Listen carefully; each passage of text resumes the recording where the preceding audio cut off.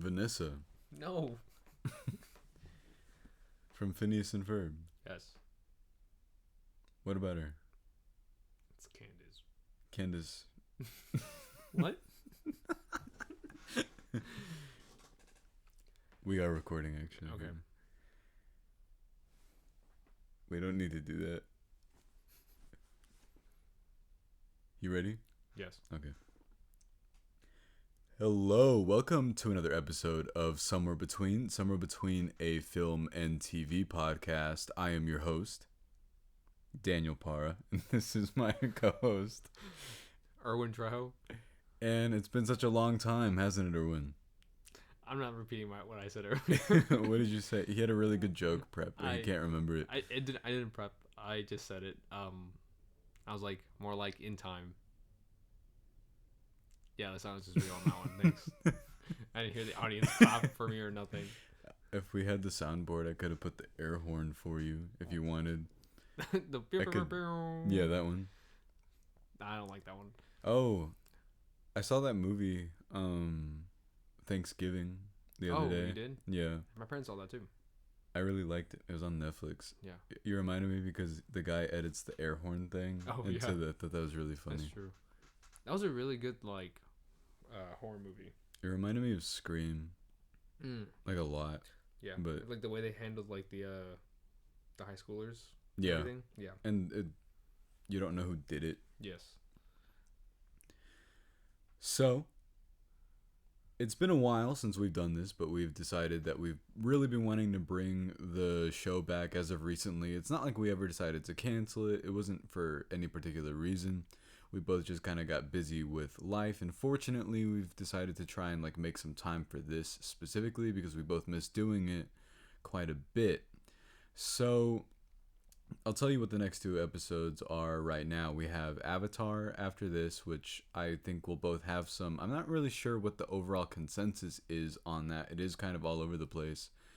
But that'll be after this, and then we'll have some Oscar movie talk for you, and we'll try and review as much as we can. I don't think we have time to catch up on everything that was nominated, but at the most, the Best Picture nominees, I believe, as well. And then things that we also think should have been nominated too. So what this is about is this episode is about Dune Part 2. What? Dune what? Your mom? What?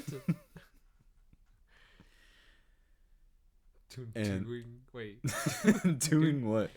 Tuning, looting. Did you like? Which one? So before we actually get into this, I do clarify the episodes will always have spoilers. I was about to ask something. Oh, yeah. But if you haven't seen it yet, well, please do, number one. But going forward, every episode is always spoiler filled. And with that said, did you like whenever he was... They say Dune at some point in this. At the very end. Where he was like, it's an old word. It's a Dune. Dune, yeah. It was a great moment. We were in line at the Bob Bullock Museum earlier for it, and Alex kept calling him Paul Dune. Why? He was like, that's his name. No, it's not. What? Do you remember all the names that he had? Wait, what's Paul's last name? What's the house name? Dune. No. What was the house name? Atreides. Nuts across your face. Did you like that? Oh, did you see that there was a tweet? Why are you ignoring my joke, dude? That was good. You know that. There was a tweet. No. Wait. You liked it, right? Please acknowledge me. It wasn't bad. All right. There was a tweet earlier I saw that was like Paul Atreides, more like Paul Atreides, and I thought it was hilarious. That is pretty funny. Is this your card?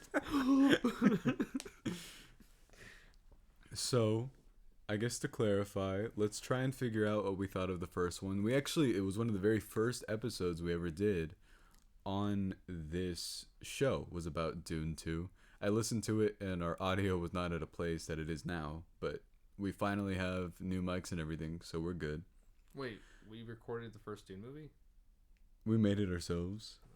We made Dune? Yeah. You don't remember working with Timothee Chalamet? And then all the Zendaya? sand? Yeah. And I mean, I'd be working with Zendaya. Who? I'd be working with Zendaya. Oh. So.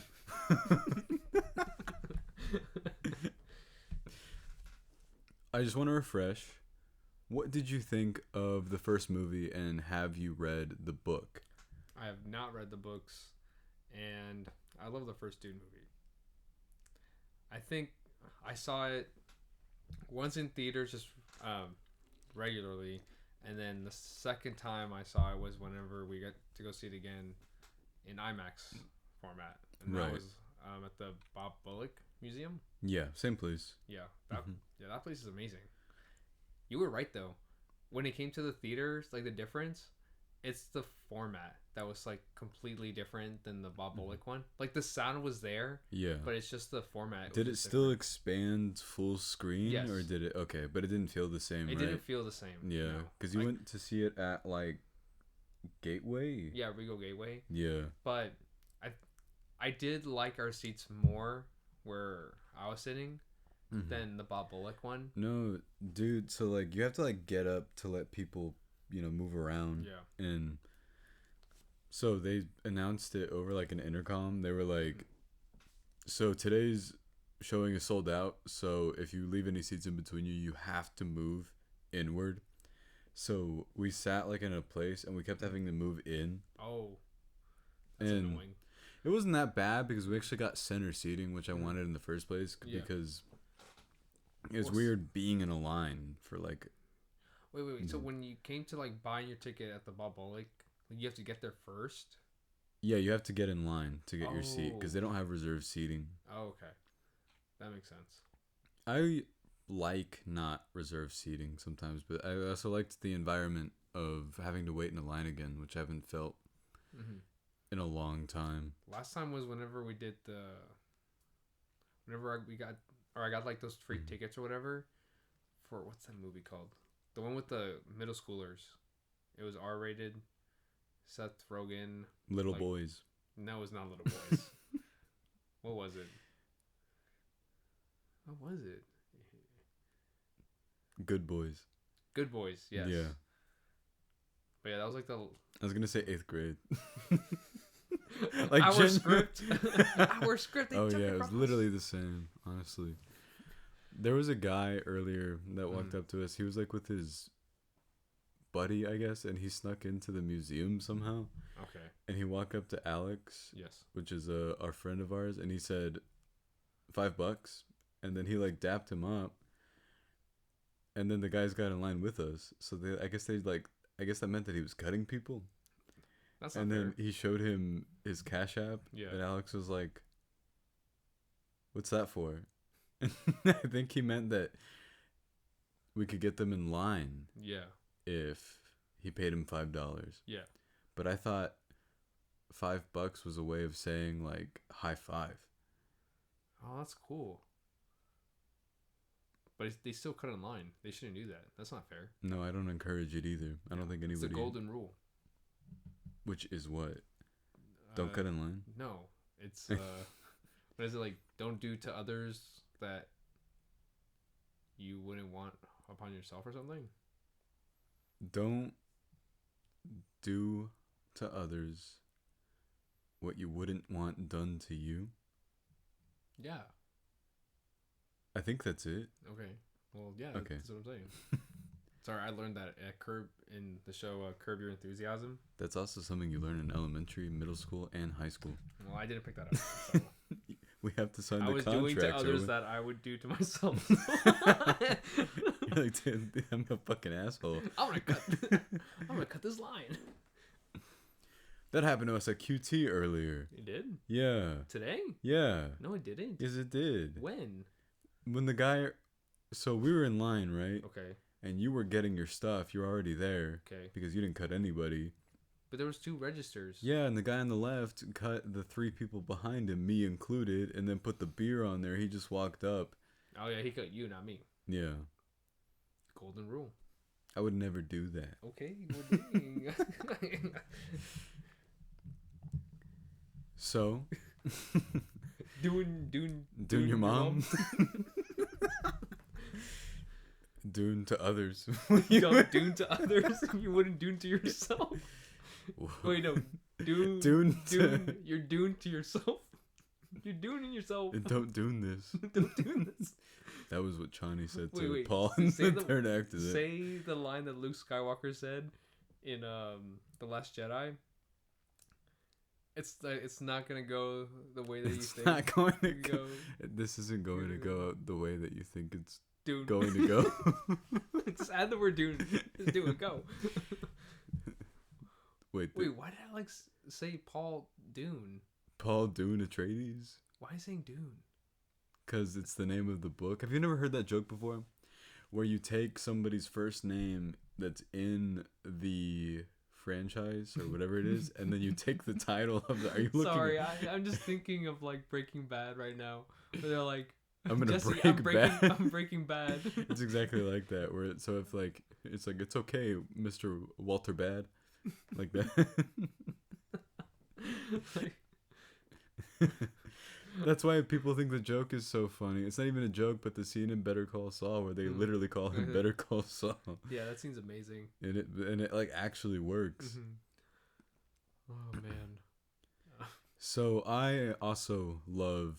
Did you read the books? I read the first 2. Okay.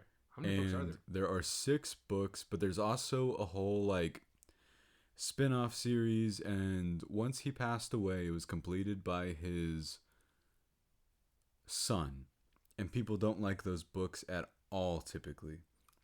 But the only things that they're planning on adapting are the first 2 books, and if I never get his pronunciation of this director's name exactly right, but Denis Villeneuve, if he chooses to continue going forward, he said that he would still be on board for the project as well, but he really only wants to adapt Dune, the first book, and then Dune Messiah. And everything else after, because some people really, really love books 3 and 4 specifically, which I want to get to. I have the first 3, but 4 isn't available in a hard copy yet, but based off of how the performance of this movie Wait, not even paperback? It's only available in paperback. Oh, but you just want a hard copy? Yeah, but based on how Do you have this... the Berserk books? I'm up to like volume 8 on it right now, but I don't have all 14 or 15. Okay. But based off the performance of how this movie's doing, I like... You're not clever! Paul Dune? That one's alright. I'm not the one that said it. Okay. Well, next time I confront You're going to start Alex... calling him that. Silence!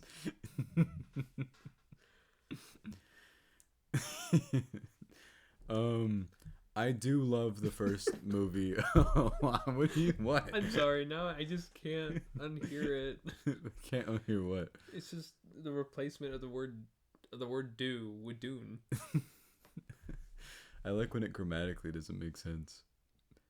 Dune. How you doing? You're done. You're Dune? You're Dune. I was trying to say done and Dune at the same time. You're Dune. You're toast, pal. You're Dune. Oh my gosh. That's not that funny. Alright. Well, you said it. Okay. Well, you said it too. We'll continue on with your books. Oh, yeah. Not the first time I've heard that. When was the last time you went to a bookstore? Oh, a couple of weeks ago. Which one? Barnes & Noble. What'd you get? I got The Hobbit, because I've always wanted to read The Hobbit. Like the small, like... You were in AP English. I didn't read... You had to read The Hobbit. No. No, I didn't. Yes, you did. No, I didn't. AP English? Yeah. I mean, maybe if it was one of the choices, but I didn't read The Hobbit. What did you read? I don't know. Probably something like Malcolm Gladwell or something. Oh. Or is that second? I don't know. I don't remember. What else did I get? I don't remember. I got like 2 other books. But you've never read The Hobbit? No.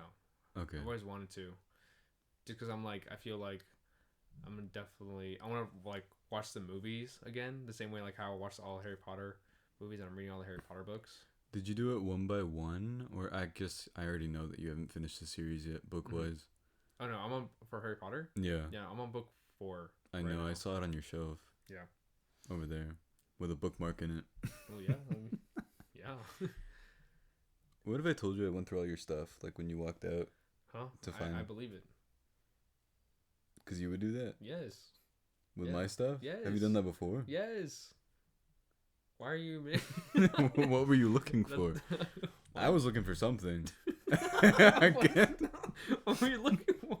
Evidence. For what? Doing your mom? You know how there's like a killer, like in the. So now I'm a murderer.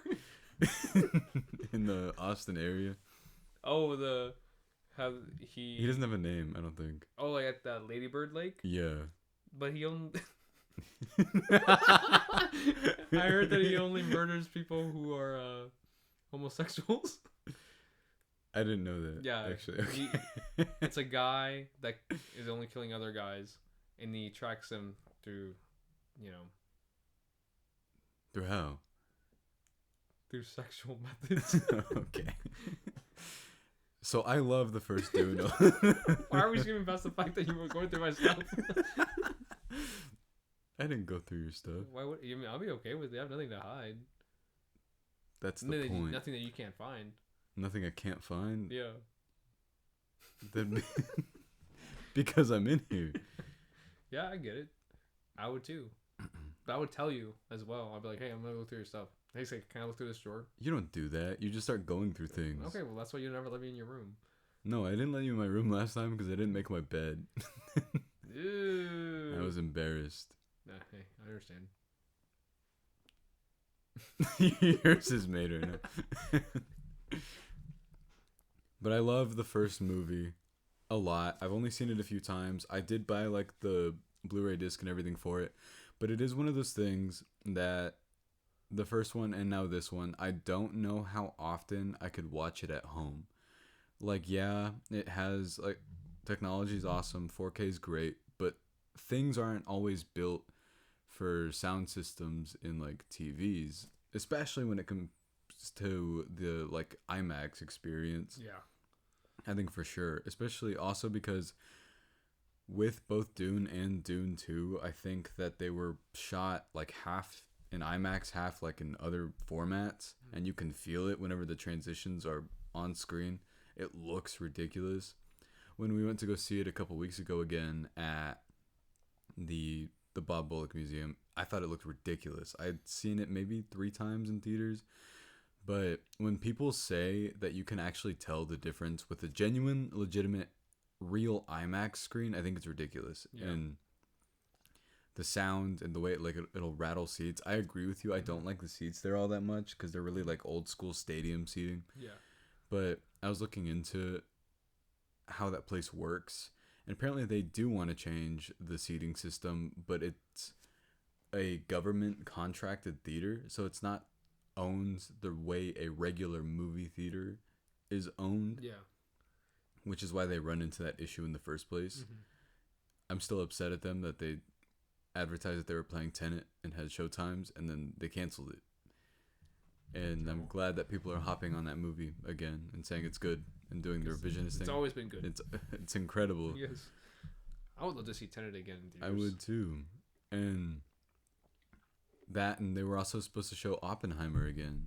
And I didn't get to see that like in the IMAX screen either. And I really, really wanted to. I heard a guy kind of shit-talking Oppenheimer actually earlier. It wasn't... So what did he say? Name them and then drop their social security number. Social security number? Yeah. I don't have that. All I heard him say is he was like, look, I love Oppenheimer, but what I've been hearing about this movie, this sounds like the real IMAX experience. And I was like... Me talking about Kung Fu Panda 4. I hear all the hype about Dune 2, but no. It's all about Kung Fu Panda 4. I feel like we know people like that, though. I love Kung Fu Panda. I love all those movies. I love the first one, the second one, and I really like the third one. Don't you ever talk to me like that again. I love all 3 of them. Equally. Equally? Yeah. Are you sure? Yes. Really? Why are you questioning what I like? I'm not questioning. Like. Yeah, I'm just curious. Them. They're all as good as each other to you? Yes. To me, yes. Okay. That's fine. Okay, it didn't seem like it to you. What the heck? Do you think that the fourth one will be anything? I'm hoping. You know that they released like one trailer for. You know, it comes out next week. Oh, that's great. I guess you'd see it next week. I just feel like they haven't done any like promotions and all. anything for it. Yeah. I don't know. I feel like that's what they do with a lot of movies nowadays. Where like they release things, but they don't promote it as much. So. But kids' movies always do well, even if they don't promote them, because they just like they don't need to, because there's nothing else out, except for. But DreamWorks had what, Ruby Gillman? Oh, the teenage one? crack. Did it get like great reviews? No. I thought it did. Not that one. Well, which one was it? Oh, was the other high school one? Turning Red. That did. No, not that one. There was another one that got like really, like good reviews. It was animated. Yes, and it came out like a year or two ago. I need to look that up, but not off the top of my head. Damn. All right. Well. I know that I hated the trailer for Ruby Gillman, and we always have to watch it together for some reason. What was it before? Spider-Verse, right? Yeah. Yeah.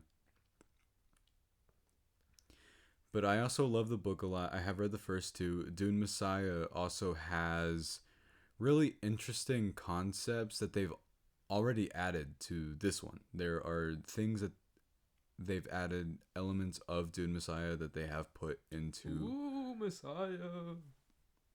That's what it's about. Oh. Messiah? Mess? Because it's going to be a messy experience.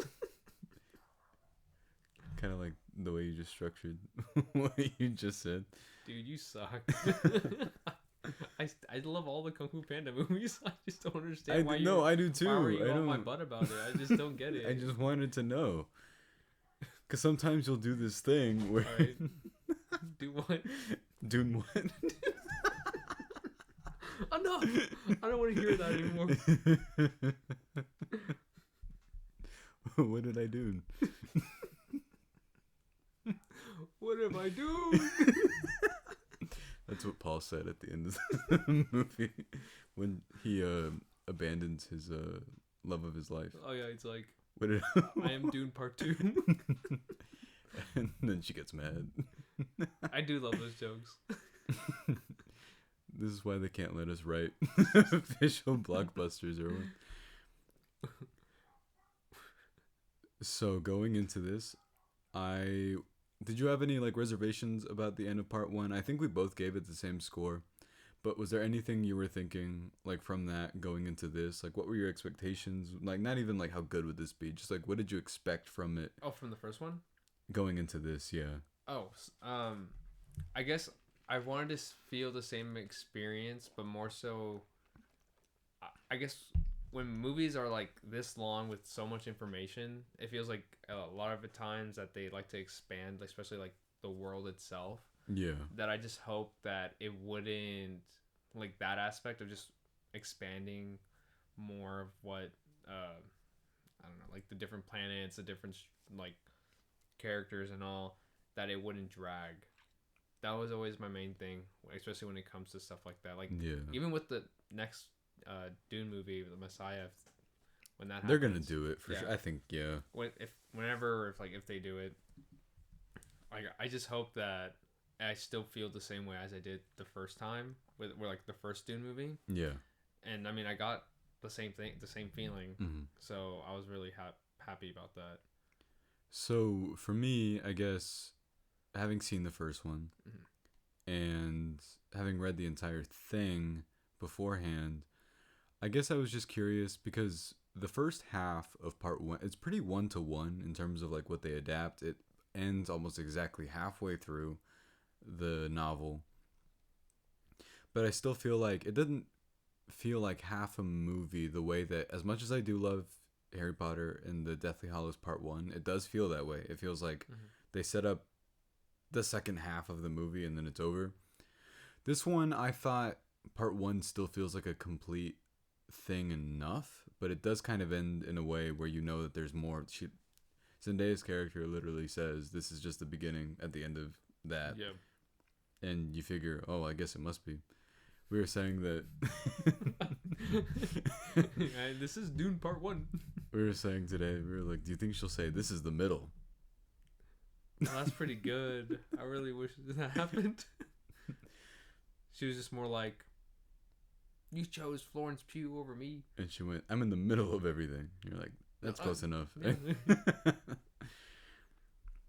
So, we haven't even really addressed what we thought of it. We finally got to do the thing where we didn't tell each other what we even thought of the movie before we started recording. Oh, that's true. Huh? I already gave it my rating. I did too. Oh, I saw it. Yeah. Wait, what did you give it? I don't know. All right, I gave it 5 stars. Well, we can't just like, Oh. all right, yeah, sure, just come everywhere instead of like doing the tease first. I thought we were That's not teasing how it each other works. already. I'm confused. Come over here. What? Where? Oh, I can't. You're already done. I can go get it.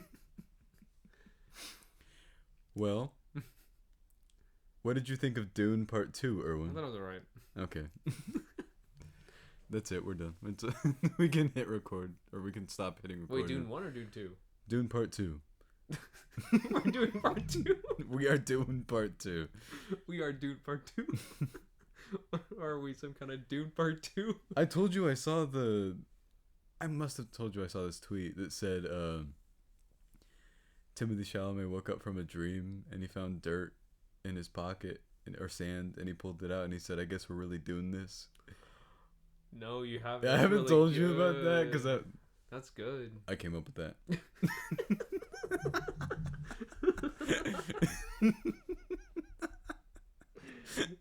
You know, and I would believe you too. I You know. didn't talk about it before. That's good. Okay, It's like I saw a tweet. The one I made. No, I love this one more than the first part, especially because of like the last I'm assuming hour of the movie. Oh, of this one? Yeah. Yeah. It was so intense. I remember feeling it's been a long time since I felt like my heart beating. I was like just like huffing and puffing, and then my hands start sweating because I'm like, it was just so much was going on. Yeah. And like you just felt like just the fighting itself felt like you were there, Yeah. just witnessing everything, and you just felt like all the heaviness of like each character as well. But I think this really like solidified more of like I care so much about Paul. Yeah. So I thought part 1 was incredible. I gave that 5 stars too. But this one improves on that first one in pretty much every single way.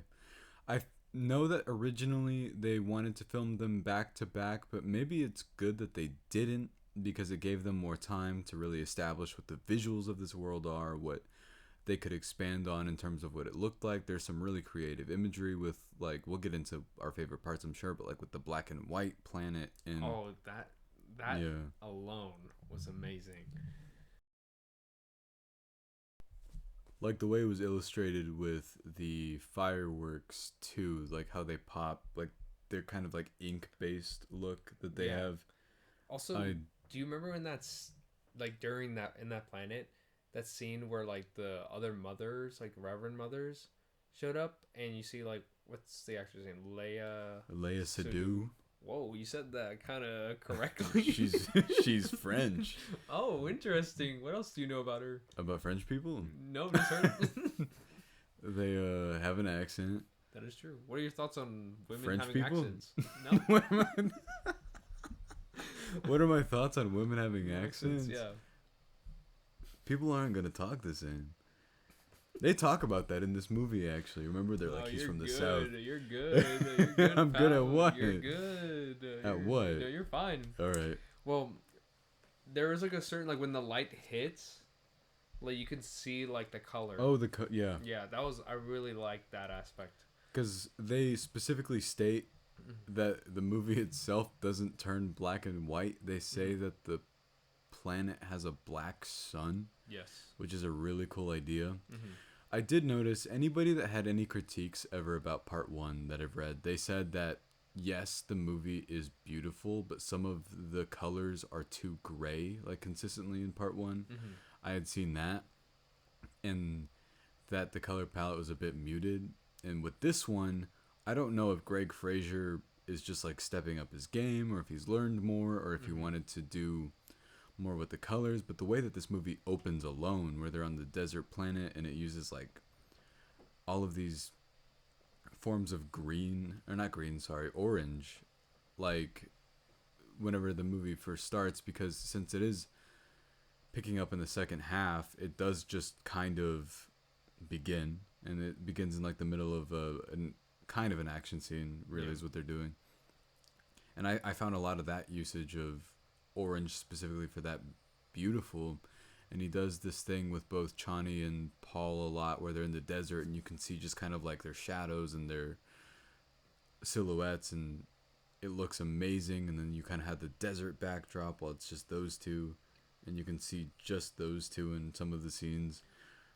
I don't know how much of it is shot like on location now, and how much of it, because it is an expensive movie, but we talk a lot about, I don't know if you're currently getting fed up with the way blockbusters look, but I have started to feel that specifically with whenever the Super Bowl trailers were coming out. I don't want to target this movie specifically because it's not like I had anything against it. Deadpool and Wolverine.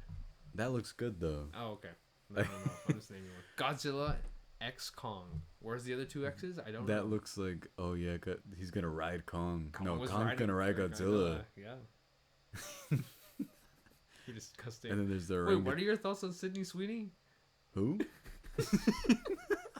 You saw Madam Web, correct? I did see Madam Web. Did you see Madam Web? You made me review it by myself. And everybody, I could not, because there were women in that movie. Someone told me, they were like, "Hey, I started listening to your show. Can you kick Erwin off so I can get on it?" Damn. And I was like, "Erwin's my best friend," and he was like, "And who said that?" Name drop them right now. I can't do that. I bet it was Alex. No, Alex doesn't want it. He doesn't like his voice. I love his voice. I don't like my voice. And yet I'm here. I like your voice, Erwin. Okay. Thanks, man. But I wish they showed more. I mean, of course, it's just more of like a small. It's like not much of a critique, but in the first Dune movie, I guess since they were like coming from outer space, there were so many like they were great. doing what? Sorry. they were. I can't. They were what in outer space? What you did like 10 minutes ago? You did that. What? Coming? Yeah, you did it everywhere. What are you talking about? Okay, when they were in space, and then they were. Well, I can't say it. I can't. When they were coming in space.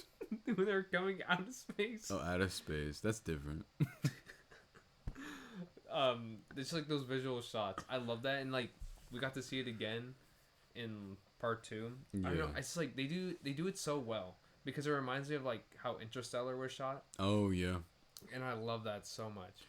Well, it just feels tangible and real, and it reminds me of how whenever I think Gareth Edwards, like how he was with scale, it feels like this as well. But I can credit entirely. I'm excited to see him direct Jurassic. I think it's like another Jurassic World. Oh, they did announce that. Yeah. That's him? Yeah, Gareth Edwards. I wonder, even though like I really want them just to end it and not make any more out of it, even as much as I love all the Jurassic World movies, I just love dinosaurs. Oh my god, we reviewed Jurassic World: The Minions. We did, right? The Minions? Oh, Dominion. I was like, Minion? The Minions? Why did you say that? Why are they coming in space? No, wait, no, like the ships. Okay.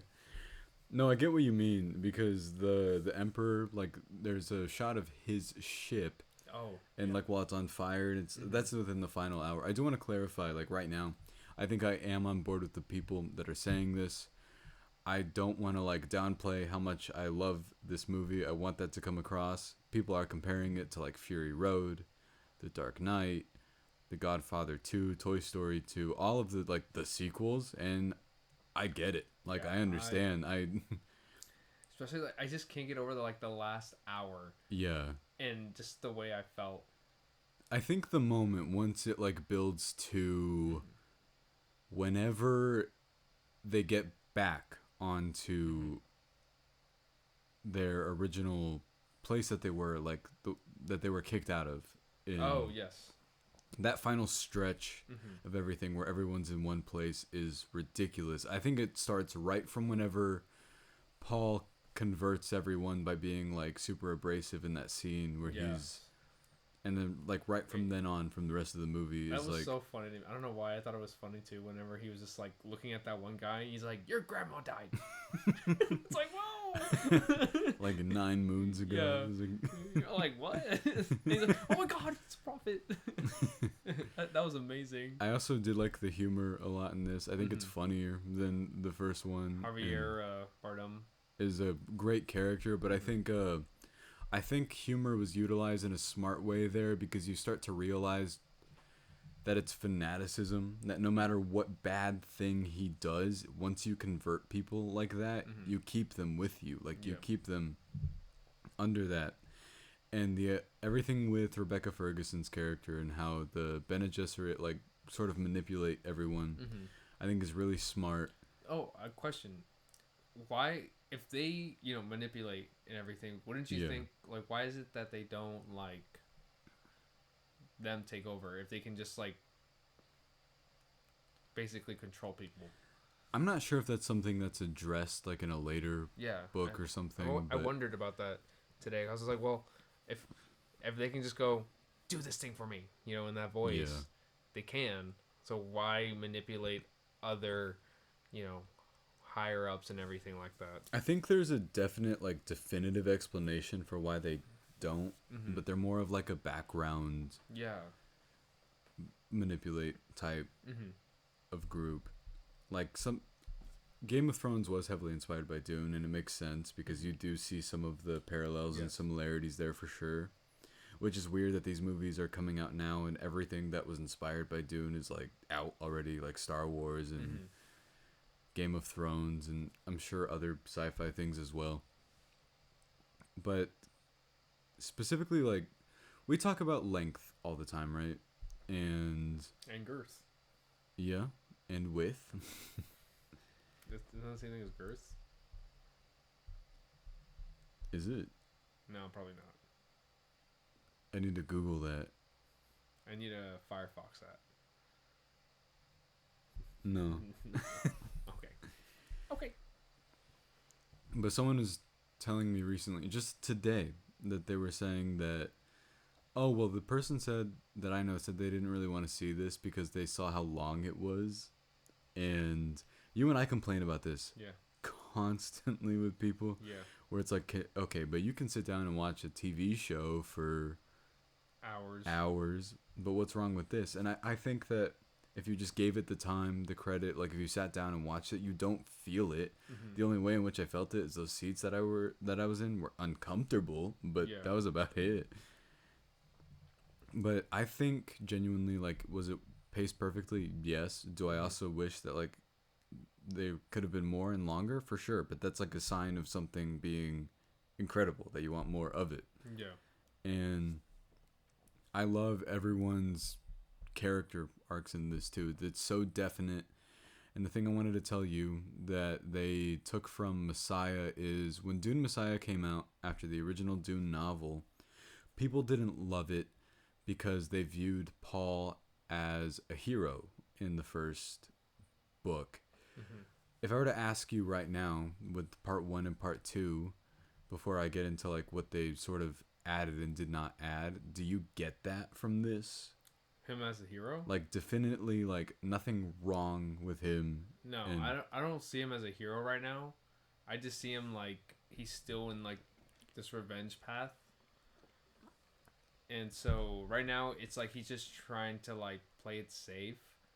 But at the same time, like, it shows that like he's willing to like cross like that line that would be definitive of like hero and villain, just be like that anti-hero. Yeah. But just doing the things that he wants to do. So if I could compare him to any modern day character, not from anything else, like Attack on Titan, Eren Yeager is like who I think the last season. Really? Yeah. Like the entire last season? No, because I hated the fact that they would make me release one episode. Now wait 8 months. Here's another episode. Oh, now wait another year. Wait, you didn't even see like the first half of season? Yeah, I did. Okay. Yeah, like whenever he like, what is it? Whenever he takes over the Beast Titans. Okay. Yeah. Shoot, I can't even make this comparison then. Yeah. To you. Well, that's what here reminds me the most of. And originally what had happened was when Messiah came out, people were upset that they thought that he was a bit more of a controversial figure in the world that he was in. And they didn't like that they made him morally gray, which is kind of funny considering the first book I felt like was always like, hey, he kind of, whether he fully believes he's the Messiah or not, these people were manipulated into believing this. And whether there's an actual prophecy, whatever, this is basically propaganda fed to these people by whoever so they can fulfill everyone's roles that they're supposed to be in. I believe he's the Messiah. You believe he is the Messiah? Yeah. Are you like Stilgar in it? Yeah, basically. Anything he does, I was like, oh my god. Is this your card? Yeah. Is this your card? Yes. But I agree with you. There's so much information in it to unpack, but I don't even understand. It always kind of baffles me when a movie can have so many characters and be able to introduce it so well. I do not know how long Austin Butler's in this movie, but he's one of the best parts of this movie. It's just how powerful he felt. I think especially in the when he first shows up, and what was he doing? Oh yeah, he was just getting ready for his birthday. Yeah. Which was that was an amazing scene on its own. It's like too. me when I get ready for my birthday. Well, kills 3 people. It's like, oh, my blade isn't good enough. Oh man, but yeah, I was honestly shocked the way like his presence just felt. Yeah. I've not felt that way too when it came to like a villain in a while. So it's brutal, especially with the fight at the end too. Which I am really impressed with. I didn't expect it to be choreographed the way that it was. It felt like super raw and authentic, I guess. And I really, really liked the choice because the music's in this is amazing. There's multiple moments, especially like there's a moment where like when the war scene starts happening. Oh yes, and it's ridiculously well done. But then with this scene, it's one of those scenes where I guess they take the creative approach of what if we just don't have music here, and I think that was the smart choice because it is this constant like kind of rhythmic hitting each other. That you can hear every single impact and you can feel it. I think it's just one of those moments too where it's like you're there, like you feel like you're physically in there, and you're like, oh my gosh, what's gonna happen? So you feel like you felt each hit. Yeah, and this one, since I guess narratively it's the second half of a story, it is more action heavy than the first one. It's not like that's necessarily everything you go to this movie for, but I will say you will get like an incredible amount of it, and I was really, really impressed at how well done all of it is.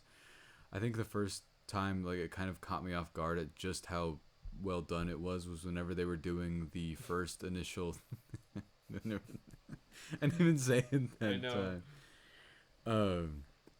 The first initial attack on like the spice thing, and that's whenever Chani shoots the person by like twisting it's like the rocket thing, and she explodes the person from like 5 feet away. Yeah, I thought that a lot of that was really well done. Yeah, remember that. What'd you think, Erwin?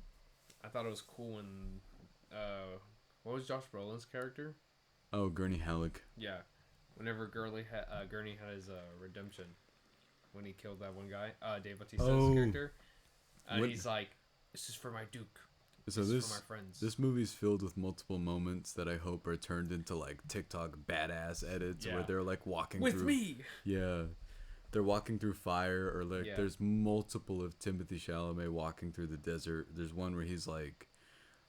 They show it a couple times. It's not in black and white, but there's like a gray, and then he's wearing like a black cloak. Yeah. And like you can see it's almost in black and white. Do you know which part I'm talking about? Yes. Yeah. Or the moment when this movie is not just beautifully shot, but I think like genuinely ridiculous. Mm-hmm. The moment that was just kind of jaw-dropping to me was whenever he's walking through the crowd of people, and it's like it has like the tryptophobia. it didn't look like that to me. Oh damn! I kind of wish because I have that. Oh yeah, I know. No. Calm down, dude. I mention that like every time I can to anybody, just to see who has it, and then I'll look up photos of it so I can show it to them. You do that? No. It's like, you know that you have a strong chance of making me throw up if you ever did that to me. That's why I don't do it. Because I respect you. But you do this to other people that you don't respect. Yeah, because I don't know them. Well, you're like, have you heard of what tryptophobia is? Look. It's like, yeah, it's like, oh yeah, I hate that. Oh, awesome. Grabs a honeycomb. Oh yeah, some honeycombs, yeah. Yeah. I did agree with you though, like in terms of whenever people say it feels like you're really there. Like that means nothing to me when people say that, but genuinely here, a lot of the action specifically, there was like a scene. My favorite saying is whenever I go when an action scene happens, I go, that looks like a video game. I remember when we first ever talked about that, and you would say that, and I would always be like, why does he keep critiquing things he likes? And because I even likes, like, I love that action sequence. Yeah. And I'm like, it looks just like a video game. And then I was like, usually when people say that, it's a bad thing. Yeah. And when you told me that, I was like, no, like, it looks great. Did you? You're not gonna tell me that you thought that this looked like a video game? No, I didn't think of anything in there like that. But did you have any favorite particular characters that are in this, or particular? We can go characters, moments, like just separate I guess things. for characters for sure, Paul. Yeah. Like I was reading about Paul and Austin Butler's character as well, and then Gurney, him, and then what's Javier Bardem's character? Stilgar. I guess one other thing, I don't know if they'll mention more of it later on, was like Zendaya's character. Yeah. I felt like they rushed her point of like, because it's like her character arc in a sense. It felt rushed, but it's like you understood why it happened and everything, but I just wish it like delved into it more. I loved her in this. I don't know where they're heading with that, because that is... They did change a couple things. In the novel, she's more accepting of what Paul does. She's kind of like on board for it immediately. Because it seemed like that's where it felt confusing to me, because it seemed like she even said it too, where like she's gonna follow whatever the leader like not leader but like Fremen, right? Up until he was like, "Hey, let me break up with you in front of everyone and marry this princess instead." Yeah. But yeah. What would you do? What would I do? Yeah. What would you do? I would have. I would. What are you doing? I would do both. If you were like, so I would have both. We've been in a relationship for a long time, but I have the chance to become emperor. You're the one in this situation. Okay. What are you doing? Stop. As emperor, I would have both. Okay. Yeah. No one can stop me. But then I'm the Messiah. One of them's mad at you, though. Huh? But I'm the Messiah. How are you gonna solve that? She's mad at you for being the Messiah. But she doesn't even believe in the Messiah. But you are. I am. You're saying this like you're like actually. I'm actually Paul, and I'm like, no, like, why are you upset that I'm a Messiah, but you don't believe in the Messiah? So why would you be upset about a Messiah if I'm the Messiah? Oh, so now you're gaslighting her. Her feelings are valid. Look, I'm getting married. I'm getting married. I just want revenge for them killing my family and getting rid of all my things that I've had. That's it. That's all I care about. And Florence Pugh. And Florence Pugh. And Zendaya. So I don't know. And Rebecca Ferguson. That's his mom. Oh, my bad. I was about to say Anya Taylor-Joy, but that's his sister. Oh, man. What is that about? What? The sister thing. I don't want to explain that yet, because I don't know what they're going to like adapt and not adapt in the next one. Because we recently talked about something that happens in a future book and you didn't know it, and I thought you knew it. Yeah. So And I was like, no, it won't happen in this one though. It didn't. Yeah. I actually forgot what we talked about. I'm not gonna lie. Oh really? Yeah. Did you remember after I said this? No, I still don't know. Okay, cool. Like it went in one ear, went out the other. I do think genuinely though that like everyone is giving absolutely stellar performances in this. I saw someone say that they thought that, oh no, the best actor in this is whoever's on screen in any given moment. Yeah. I think genuinely this is a combination of just everything coming together perfectly. It's has like one of the best scores I've heard in a long time. There's a ton of like insane visual imagery in it, and it's about like small details, because I think genuinely in order for world building to work, the novel itself, it kind of just starts saying things and you're just, like expected to know what they are. Translating that into a visual adaptation I think is really cool, because it means that you can still retain that but you don't have to explain it. And that's like one of my favorite things that Denis Villeneuve has always done as a filmmaker anyway, is he recently got a lot of shit for whenever he was saying that I don't like what TV has been doing to movies lately. I agree. I agree with that too. And it also like, I love dialogue a lot. I don't love explanations for things that don't need explanation. Yes.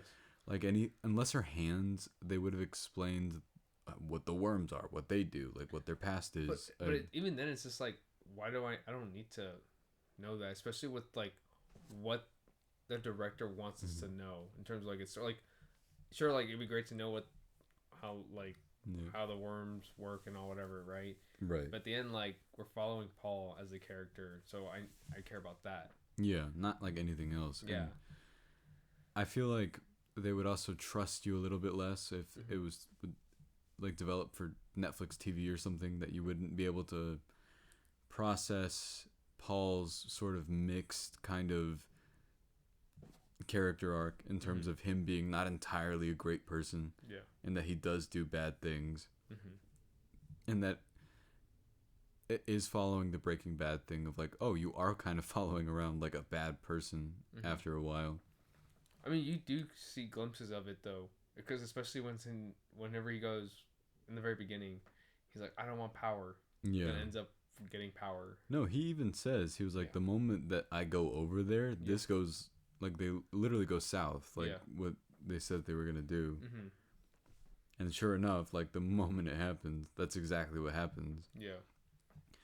And he didn't want to go. Yeah. Who made him? Zendaya. No, wasn't it Stilgar? Because she said that he has a right to be afraid of. Well, remember, but Zendaya went up to him and was like, "Go, I'm Zendaya, go. I'm Zendaya. You're doing it. You're doing You're it. doing this. You're doing this. So we're really doing this."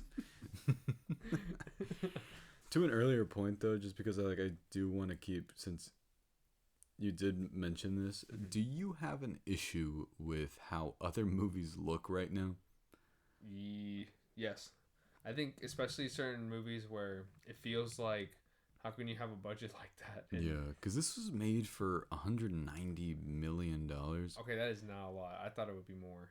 Really? Yeah, no, it's not one of the most expensive movies in the world or anything, but then that sort of sparked a discussion of, are we kind of just letting people get away with making movies of that budget and then not making them look like this? Because what if they all could look like this?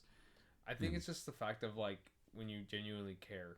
Yeah. Like when people actually care about when the things that you're creating, right? Because what was it, like Everything Everywhere All at Once? Right. How much movie, or like how much and that it was money? A tiny budget, yeah. Very tiny, and like it did not look that way whatsoever. It looked like it had like a $200 million budget. Yeah. But it didn't, and so it just shows like how much like people who actually care about making like a movie or any type of creation that they want, and the amount of effort that they have, it really shows. So no, but the reason why I bring this up is because whenever the Super Bowl was happening, I was trying to tell you the movie that like bothered me. Kung Fu Panda 4. No, that's why we didn't finish our conversation in the first place. Right. Was because I was originally excited for this movie. Nothing against it. I still kind of am. but when I saw the trailer for Wicked, I thought it looked super flat, and TV was it a TV spot or a trailer? it was. Well, I saw the TV spot, and then I watched the trailer. Okay. And then I don't know, like, I'm not gonna judge effects out of a trailer yet. Oh yeah. But a lot of movies have been doing that, where they kind of look like super flat and there's no depth of field. And even if like they're in a real place, it still looks like green screen. I don't know how they're achieving that, because then you look at behind the scenes stuff, and it still kind of looks like that for whatever reason. Yeah, I don't know. I mean, I really don't want. I don't know much about Wicked, to be honest with you. Did you see the trailer or anything? No. Okay. I've seen like stills or like just whatever photos, whatever people post and all, but I don't know. It looks like, I do agree with you. It definitely looks fly. Like you see the color, but it doesn't like it pop, doesn't like literally pop. Yes. Out. So I don't know what it is. But then we talk about so then a movie I could bring up that I know we both saw was Aquaman 2. And but I had that issue with that as well. Like I thought there were genuine moments, like, because I love the first one, and I know you do too. Oh, I love the first one. We even talked about this coming out of it. I thought that there were moments where I was like, how come they look like they're not actually there? Like, since when was that an issue that they had? And that's another Warner Brothers thing. This is also Warner Brothers. But Greg Fraser is one of like the best working directors of photography. He did The Batman. He did season 1 of The Mandalorian. The Batman. And I would have to look up the other stuff he did, but I mean, Dune 1, obviously. Man, I don't know. And let's see. Is there anything negative you have to say about this movie? I mean, besides the stuff with, like, I love everything with Zendaya. It's just the fact that I wish there was more. But I guess it's one of those things where it's like you want more and like more understanding. And you will get more of that for sure. Yeah. Also, like, of course, it's like I want to see more of like the Emperor that had fallen, like Christopher Walken. And I think the fact that they bring in these actors and actresses that are like so high, high value, I guess, or like just like they're literally standout actors and actresses, right? Yeah. And it's like you want to see more of them. Like whenever they brought out like Lea. Oh yeah, she's in it for one scene. One scene basically, and it's like I thought she was gonna be in it more, but I mean I'm not gonna complain about it because like her character like served a purpose. Yeah. There was a reason behind it, which I don't know. It's insane to me like how much they're willing to do like the mothers. Oh yeah, the Reverend. Yeah, Reverend, to keep bloodlines going. Yeah. For a certain reason. And I'm just confused. Like, can they see the future or no? Visions, it depends. It's like all complicated, and the stuff that they choose to explain and not to explain, I'm still not sure going forward what they're going to keep and actually like remove. I'm not sure yet. Yeah, I guess it made sense because whenever Paul would talk about like he could see multiple futures. Yeah. And all, and so then like. I guess he's deciding which choices to make in order to keep one path that he wants. I also thought had a lot of interesting things to say about war and religion and the idea of it. Yeah. And how you can control people with that in a war setting. It's sci-fi in the sense that it still wants to be about something, and it's about a lot. And the ideas that are there are heavier than you kind of anticipate for them to be, I think, but they're also really well explored even within their own world. I feel like everything is tangible there. Like we talk about the Ben and Gesserit like they're real people, and they're not, because this stuff is so well not even explained, just shown, that you don't need that explanation. So like you asking questions like that is kind of like, I think people within the world itself would have the same questions as well.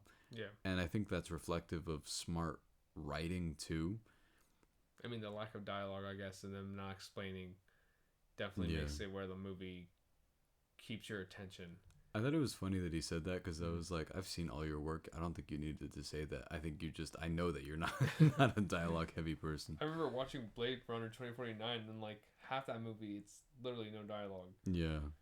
I think this, ironically enough, might be his movie where people talk the most. That or like... Arrival. Oh, yeah, Arrival too. Yeah. Well, not the second No, one. Prisoners. Prisoners, maybe. Yeah. I love that movie. Yeah. I love wanted his... to go back to like... I was literally just about to say... Go back to what? I guess him making like simple movies. Not like simple movies, but like, you know, less movies that are like fantasy, sci-fi, and all. Yeah. And he's the best at it, but Yeah. don't get me wrong, but I agree with you. Like, I want him to like... that sort of Sicario and Prisoners level of stuff. I'm glad he's doing this. He's basically the next like sci-fi person, which I thought it was interesting that in an interview recently that he said that Blade Runner 2049, he felt like he didn't accomplish what he wanted to do with it. Mm-hmm. And then it just makes me... Didn't he say because it's like he felt like he was just stepping into somebody else's like work, Yeah. and he just didn't feel like it was right. The most interesting thing about that to me is that he said he didn't like his own movie very much, and I'm like, that's a lot of people's like one of their favorite movies ever made. Yeah. And it just Especially makes when it me... comes to sequels. Yeah, that belongs in that conversation too. Yes. About like, I think that movie's better than the first one, and this is incredible. It's perfect. I think everything comes together as a whole. I think every actor is absolutely amazing in this. I'm genuinely glad that it exists. My only complaint is that it's 2 hours and 47 minutes, and not in the way that it's too long, in that it could be a half an hour longer. It has one of the best scores in a very, very long time. The action is phenomenal and really, really well utilized, and it's not like that's what you're there for the whole time, but there is a lot of it. And the visuals, of course, I cannot stress that enough. Some of the best I've ever seen. And it's completely unreal. We talk about like budget, how things look like this. It just makes you kind of wish like, okay, when is the next, not necessarily Dune movie, but when's the next movie like this? I haven't seen Godzilla X and Kong. I think I'll like that movie. I just hope there's a lot of fighting. Yeah. I just, that's all for.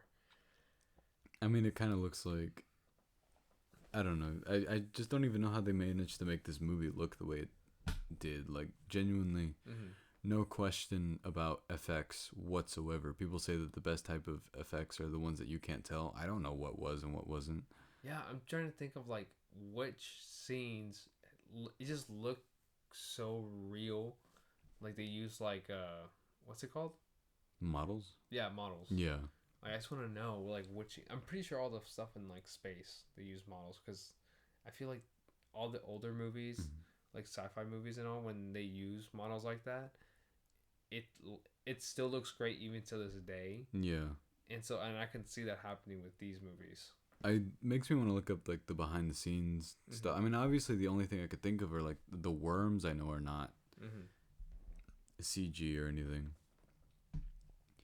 But everything about this is perfect. This is in conversation for like one of the absolute best sequels ever made.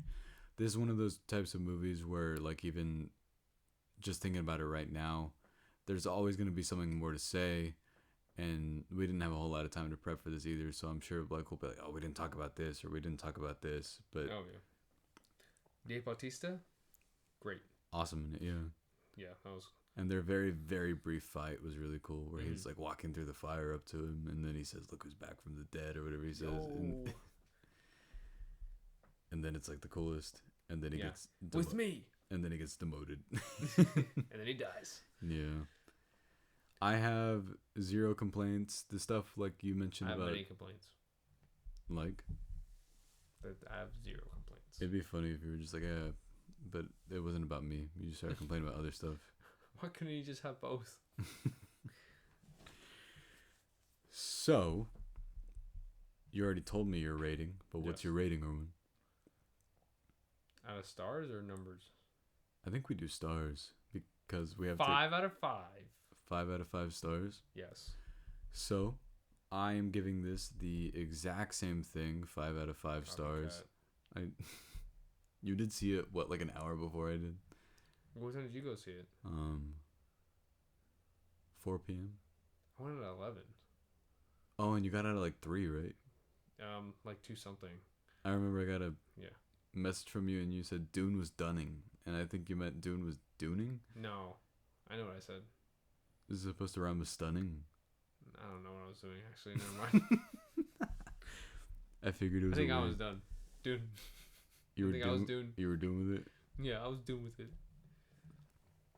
Well, we're about to be doing with this, Yo. and I love this so much. It was what I was looking forward to, pretty much like for a really, really long time since the trailers. When did the first one come out? Like 20. The year we started our show, so 2021. Oh wow. Mm-hmm. Oh, I thought it was like early. I thought it was like 2018 or something. No, not that long ago. Yeah. I mean, they had to delay it, and then they had the writer's strike, but they were still able to do that, like everything within a matter of time. And I'm grateful that this movie's doing really well. I want more from it. I don't know how much more they will make, but at least one more movie, because the way that this ends, the final shot, it doesn't end entirely closed. Like, there's definitely, it sets up more for sure after the fact. Like with at the end of Messiah. To set up Messiah, this one, like with Chani at the end. Oh yes. Yeah. What's gonna happen with Chani? I don't know. I actually don't know the answer to that. Oh. But we'll see. So far, do you think like they adapted everything they can from the first book, or no? I think they've done everything about as perfectly as they could for a live action translation. Okay. There's a couple things that they either moved or changed around or didn't expand on as much, but it's kind of for the sake of time. And I think I could give an example. I'm pretty sure I was talking about this with our friend Jacob, who has read all of them. Both him and I have not read the first one in a while. We think that something that happens in the novel initially is that Chani and Paul have a son, but he only lives until he's about 3, and then whenever they attack that the huge rock, he dies in that. But we both agreed that, or I guess I think he agreed with me that cutting it for time purposes and for their relationship just to be about them two made more sense to me. Okay. To keep it that way. Yeah. That way you sense. Didn't add like a third thing between those two. Yeah. So the initial her kind of feeling like hurt and like them just being the two for each other, that made a lot of sense to me. Okay. Yeah, that makes sense. But overall, yes, I mean, see this. Hopefully you didn't listen to the spoiler thing first before you saw this, because it's also worth not knowing what happens in it. Spoiler free. We don't do that. Oh, yeah, we don't. So next time we are doing... Next time on Somewhere Between, we'll be reviewing Avatar, The Last Airbender. I'm excited. I'm excited to talk about it too. I think we'll have opinions that are... I'm not even sure if they're different from other people. I don't know. I don't know either, because I work with some people that love it, and then I know a couple people that hate it. Yeah. And then we're not somewhere between. I like it. I'll tell you right now. But I mean, so far I like it. We just need to finish it. But you've seen both Avatar: Last Airbender, like animated, and then the Korra one, right? Legend of Korra. I actually haven't seen Korra. I've been meaning to for like a really long time. Yeah. And it's like I've just been putting it off because there's one season I keep hearing about that people don't like. But yeah, I think it's the second season. It's whenever the animation gets worse, whenever that is. Yeah. I don't know when that is. I think it's the second season, if I remember correctly. Because I remember watching Avatar: Last Airbender and then Legend of Korra again, like it was like 2 or 3 years ago. And yeah, I forgot which season it was for Korra, but really, I still love all of it regardless, just because I think I just love the world itself. Yeah, no, I mean I forgot. Well, we'll get into it. Okay. Eventually. But yeah. But thank you, everyone, so much for listening. If you could do us a huge favor, I also want to thank everybody that's been listening more and more lately. we took a whole year off, and I noticed that people were still finding our show and still listening to it, and I honestly can't believe that. Thank you so much, and we are officially back. We are going to be consistent and have more content for you. The only thing that we ask in return is if you could please rate this 5 stars or whatever you actually think of it. 0 stars. On What would happen if we keep getting 0 stars? Well, it only goes down to 1 star. Okay, what if we get 1 stars? Then it wouldn't recommend us to people. Get us to 1 stars. No, don't do that. 5 stars or whatever you think, please. If you hate it, 5 stars is the worst you could give it. So, thank you very much. And thanks for Duning us. Thanks for joining us. Oh yeah. What did you do?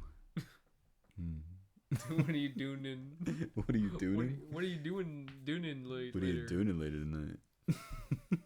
I'm watching Dune Part 2. Like again? Yeah. Why wouldn't I? I almost told Jacob to turn the car right around so we could watch it again. I'm like, oh, Erwin will be fine. And then I said, no, actually, let's go get Erwin. And then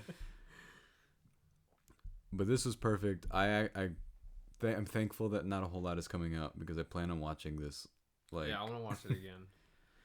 Because it is a full-on theater experience. It's gonna suck getting the 4K disc and then trying to watch it at home and then being like, it's just not the same. It's not the same. I'm excited for Furiosa.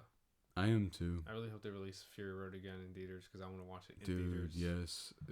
We saw that. I didn't see it in theaters. At all? No. Really? It was one. It was that movie where you told me like, Erwin, you need to see it, and I remember getting the Blu-ray for it, and then I just watched it at home. And I was like, and that's one of the ones where I'm like, I regret not seeing this in theaters. I know Fury Road plays at Alamo Draft House all the time, but IMAX would be a different thing, right? Yeah. Yeah. Anyway, everyone, thank you so much for listening. Again, I am Daniel Parra, and this is Erwin Thorho. And we'll see you next time.